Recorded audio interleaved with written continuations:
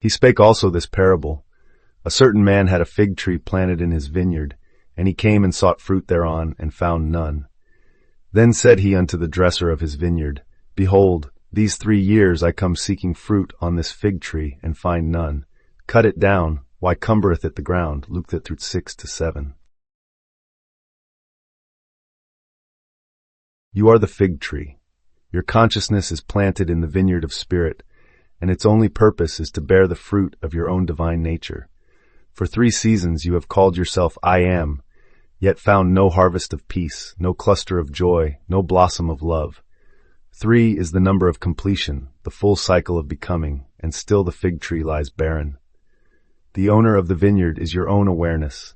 He seeks in you the realization of himself. When he comes and finds no fruit, he bids the vine dresser, your own awakened self, to intervene. This vine dresser is the Christ in you, digging about your stubborn self-image, fertilizing every doubt with the rich compost of grace.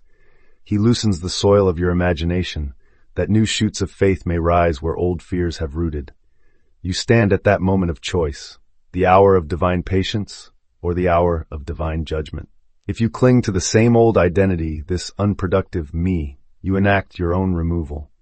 The axe is already laid at the root of every unfruitful assumption. But mercy still pleads, let us try again.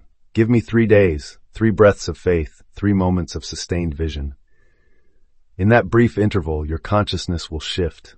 You will see the inner spring bubbling, and the fiery blossoms of your true self will appear. Fruit is not something you seek in the world. It is what your awakened imagination brings forth. As you persist in the state of fulfilled being, seeing, feeling, knowing, you become the fruitful tree that abides forever in the vineyard. And the owner rejoices, for you are the harvest of his eternal plan. In Neville's language, the fig tree is your own state of consciousness rooted in the vineyard of your life. The owner, your higher self, or Christ within, visits that tree, seeking its fruit, the circumstances and feelings you have imagined into being. 3 years without fruit describes the seasons you've dwelt in a limiting identity or habit of thought. The ground is simply your mental soil, where every assumption takes root. Consciousness creates. Your imagination is the soil, seed, and gardener all at once. Left uncultivated, your imaginative tree yields no fruit. But when you deliberately prune away old assumptions, the unhelpful beliefs, and water the new vision with feeling, you activate the law of assumption. Your inner dresser, the living power of awareness, then brings forth the harvest of real-life circumstances that correspond to your revised inner state.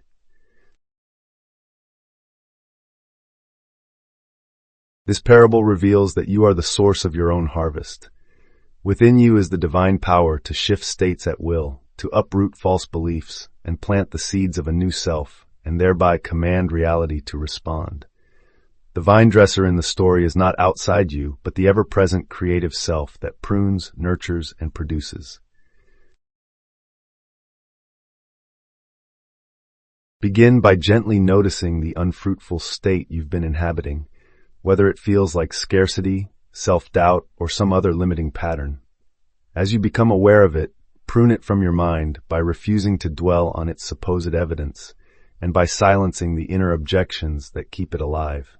Once that space is cleared, water a new state by imagining a scene in which you already enjoy your desired outcome, allowing every detail and sensation to come alive as you drift into sleep. Return to this inner cultivation each day, embracing it as your 3 years of hidden growth. Even if results seem delayed, trust the invisible process at work within you. Along the way, watch carefully for the first figs to appear, new ideas, fresh opportunities, subtle shifts in feeling, and celebrate their emergence as proof of your unseen efforts. By seeing yourself as both planter and tree, you reclaim the Christ within, the power to transform thought into reality. Let this parable guide you to tend your inner vineyard with devoted care so that your life may bear the fruit of your highest imagination.